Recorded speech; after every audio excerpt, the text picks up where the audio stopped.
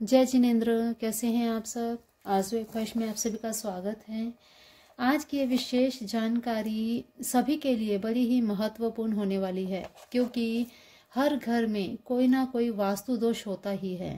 किसी ना किसी वजह से कहीं पे जो स्थान आपको खाली रखना हो वो स्थान आपने भरा हुआ है, जिस स्थान को आपने स्वच्छ रखना हो वो आपने दूषित कर रखा है, या अग्निकोण है उसमें आपने पानी का बहाव किया हुआ है। तो ऐसी छोटी छोटी चीजें हैं जिसके कारण वास्तु दोष उत्पन्न हो जाता है और वो ग्रोथ में, आपके नेम फेम में रुकावटें लाता है और स्वास्थ्य में भी गिरावट लाता है। तो वास्तु दोष को दूर करने का सबसे आसान तरीका उपाय क्या है, क्योंकि देखिए हर कोई तोड़फोड़ नहीं कर सकता, तोड़फोड़ करके उन्हें फिर से रीन्यू नहीं कर सकता। तो ऐसे में कुछ शास्त्रों में उपाय बताए गए हैं जिन्हें आप करके इन वास्तु दोषों को बिना तोड़फोड़ के दूर कर सकते हैं। क्या करना चाहिए आपको इसमें, चलिए बात कर लेते हैं। देखिए नवरात्रि आ रही है अप्रैल में, अभी तो खैर महाशिवरात्रि भी आएगी, लेकिन ये उपाय आपको नवरात्रि के प्रथम नवरात्रि को ही करना है शुरू। ठीक है, पहली नवरात्रि से शुरू करके 9 दिन लगातार आपको ये उपाय करना है। इसीलिए बहुत पहले ही इस वीडियो को, ये जानकारी को आपके साथ शेयर किया जा रहा है, ताकि आप इसे सेव कर लें और समय रहते आप ये उपाय कर पाएं। क्या करना है इसके लिए, चैत्र शुक्ल प्रतिपदा की नवरात्रि, अप्रैल महीने में चैत्र मास के जब नवरात्रे आते हैं तब से पहले दिन आपको ये उपाय करना है। देखिए वास्तु दोष घर में हो, व्यवसाय स्थान पर हो, फैक्ट्री में हो, जहां पर भी हो, आप ये उपाय कहीं पर भी कर सकते हैं। आपको करना क्या है, वास्तु दोष दूर करने के लिए आपको क्या क्या सामग्री चाहिए, क्या आपको करना है। देखिए जो उपाय आपको बताने जा रही हूँ बहुत ही लाभकारी है, अवश्य ही ये कार्य करता है, सटीक उपाय है। इस उपाय को आपको नवरात्रि में करना है। ठीक है, नवरात्रि के प्रथम दिन से शुरू करना है। जब आपने घट स्थापना कर दी, पूजा विधान आदि कर लिया, उस समय आप इस उपाय को शुभ मुहूर्त में करेंगे।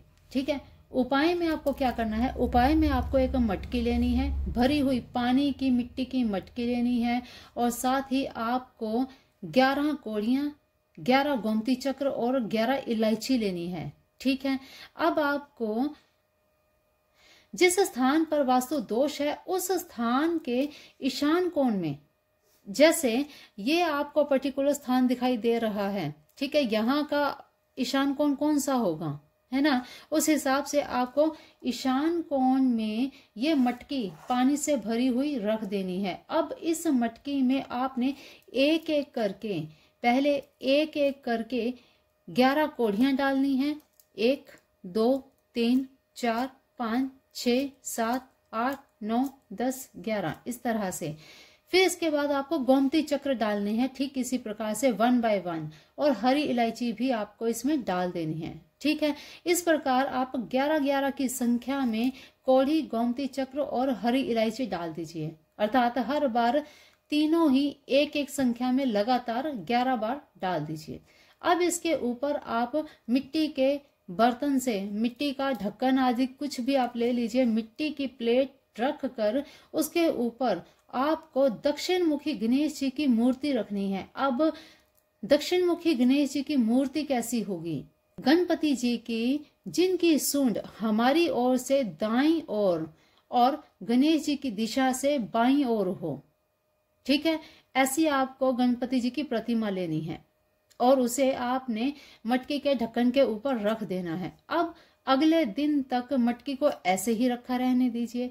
इसमें आपको एक चीज का ध्यान रखना है, घर में कोई भी बच्चा हो या कोई भी इस मटकी को छुए नहीं। ठीक है, अगले दिन आप गोमती चक्र और कोड़ियां इसमें से निकाल दीजिए। चीजों को निकाल करके इसमें से कोड़ियां और गोमती चक्र अलग रखिए, और इलायची और जल, इन दोनों को आप किसी पेड़ के नीचे, बरगद के, पीपल के, कहीं पर भी आप डाल आइए। ठीक है, फिर दोबारा से ये क्रिया दोहरानी है। कैसे, फिर से मटकी आपको धोकर जल भरना है और इस प्रक्रिया को फिर से 1-1 की संख्या में गोमती चक्र, कौड़ी और हरी इलायची 11 बार मटकी में डालनी है और फिर से गणेश जी को आपने स्थान देना है और अगले दिन दोनों चीजें धोकर अलग रखें और इलायची और जल को पेड़ में डाल दीजिए।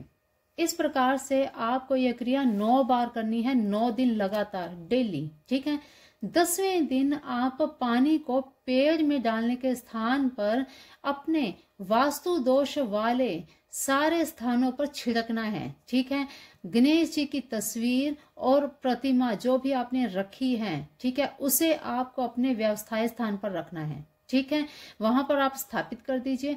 मटकी में गोमती चक्र, हरी इलायची और कोढ़ियां हैं, इन्हें आप ले जाकर किसी चौराहे में फोड़ दीजिए। बिना पीछे देखे आप वापस आ जाएं और इस उपाय को करने के बाद कुछ ही दिनों के बाद आपको अचंभित कर देने वाले असर दिखाई देंगे। आपके घर में जो भी वास्तु दोष हैं, धीरे धीरे करके उनका दोष समाप्त हो जाएगा और जहां पे जो नकारात्मकता आ रही थी, आपको महसूस हो रहा था, वो सारी नकारात्मकता दूर हो जाएगी, क्योंकि गणपति जी ने सारी नकारात्मकता को समाप्त कर दिया है इस मटकी के जल के माध्यम से।